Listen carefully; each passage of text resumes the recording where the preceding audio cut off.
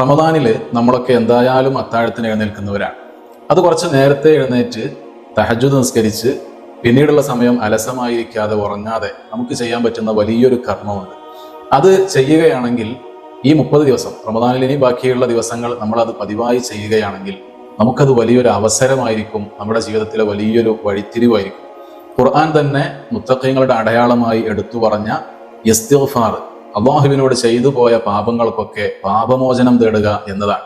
അത് ഈ സമയത്ത് അത്താഴ സമയത്ത് അത് ചെയ്യുമ്പോൾ അതിന് വലിയൊരു മഹത്തുണ്ട്. ഖുർആനിൽ സൂറത്ത് ആലി ഇംറാനിന്റെ 17-ാമത്തെ ആയത്തിൽ കാണാം, വൽ മുസ്തഗ്ഫിരീന ബിൽ അസ്ഹാർ. മുത്തഖീങ്ങളെ അടയാളം വിശേഷിപ്പിച്ചുകൊണ്ട് ഇങ്ങനെ പറഞ്ഞു അവസാനം പറയുന്നു, അവർ അത്താഴ സമയത്ത് പാപമോചനം തേടുന്നവരാണ്. സൂറത്തു ദാരിയാത്തിലും കാണാം അതിന്റെ 18-ാമത്തെ ആയത്തിൽ, വബിൽ അസ്ഹാരിഹും യസ്തഗ്ഫിറൂൻ. അത്താഴ സമയങ്ങളിൽ അവർ പാപമോചനം തേടുന്നവരാണ്. അപ്പൊ മറ്റുള്ള സമയങ്ങളെക്കാളൊക്കെ ഈ അത്താഴ സമയത്ത് പാപമോചനം തേടുന്നതിന് വലിയൊരു പ്രാധാന്യമുണ്ട്. മാത്രമല്ല സൂറത്ത് യൂസുഫിൽ യാക്കൂബ് നബി അലൈഹിസ്സലാമിന്റെ മക്കള് ഒരു തെറ്റ് സംഭവിച്ച സമയത്ത് ആ മക്കൾ വന്ന് ഉപ്പയോട് പറയുന്നുണ്ട്, ഉപ്പ ഞങ്ങൾക്ക് തെറ്റ് സംഭവിച്ചു പോയി, റബ്ബിനോട് ഞങ്ങൾക്ക് വേണ്ടി നിങ്ങൾ പാപമോചനം തേടണം. ആ സമയത്ത് യാക്കൂബ് നബി അലൈഹി സ്വലാം പറയുന്ന ഒരു വാക്ക് അത് ഖുർആനിൽ തന്നെ കാണാം, സൗഫ അസ്തഗ്ഫിറു ലക്കും റബ്ബി.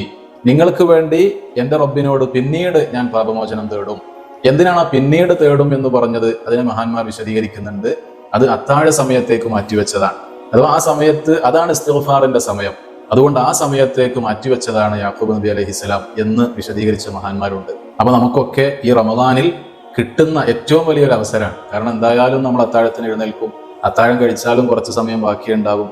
അത് വെറുതെ ഇരിക്കാതെ ഇസ്തിഗ്ഫാറുകൾ നമുക്ക് വർദ്ധിപ്പിക്കാൻ സാധിക്കും. ഒരുപാട് ഇസ്തിഗ്ഫാറിന്റെ ദിക്റുണ്ട്. ഏറ്റവും ലളിതമായി പറഞ്ഞാൽ അസ്തഗ്ഫിറുല്ലാഹൽ അദീം, അത് നമുക്കൊക്കെ അറിയുന്നതാണ്.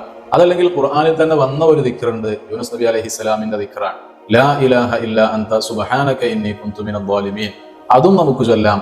ഇനി അതല്ലെങ്കിൽ മുത്തനബി സ്വല്ലല്ലാഹു അലൈഹി വസല്ലം തങ്ങൾ പഠിപ്പിച്ച ഒരു ഇസ്തിഗ്ഫാറിന്റെ മന്ത്രമുണ്ട്. ഏത് വലിയ തെറ്റ് ചെയ്യുന്നവനാണെങ്കിലും ഈ ഇസ്തിഗ്ഫാർ കൊണ്ട് അവന്റെ പാപം പൊറുപ്പിക്കാൻ കഴിയും എന്ന് പറഞ്ഞുകൊണ്ട് മുത്തനബി പഠിപ്പിച്ച ഹദീസ് സയ്യിദ് ഇബ്നു ഹാരിസ റളിയല്ലാഹു അൻഹു പഠിപ്പിക്കുന്നത് കാണാൻ കഴിയും.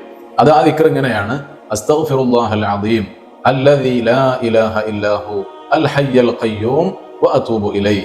ഇങ്ങനെ തുടങ്ങി ഏത് ഇസ്തിഗ്ഫാറിന്റെ മന്ത്രം നമ്മൾ ചൊല്ലിയാലും ഈ സമയത്ത് അല്ലാഹു സുബ്ഹാനഹു വ തആല പാപം പുറത്തു തരികയും മാത്രമല്ല, ഇസ്തിഗ്ഫാറിന്റെ ഈ ദിക്റുകളുടെ ഒക്കെ പ്രത്യേകത എന്ന് പറഞ്ഞാൽ തെറ്റുകൾ പൊറുക്കപ്പെടുന്നത് മാത്രമല്ല, അതിനപ്പുറത്ത് നമ്മുടെ കടങ്ങൾ വീടാനും നമ്മുടെ ആവശ്യങ്ങളെല്ലാം സാധിച്ചു കിട്ടാനും നമ്മുടെ പ്രയാസങ്ങളെല്ലാം നീങ്ങാനും ഇസ്തിഗ്ഫാർ ഒരു കാരണമാണ്.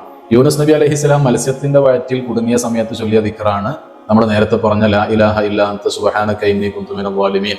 അതിലൂടെ ആ യൂനുസ് നബി അലൈഹിസ്സലാമിന് പുറത്തെത്താൻ സാധിച്ചു, അനുഭവിക്കുന്ന പ്രയാസത്തിൽ നിന്ന് കരക്കടിയാൻ സാധിച്ചു എന്നത് നമുക്ക് നൽകുന്ന വലിയൊരു പാഠാണ്.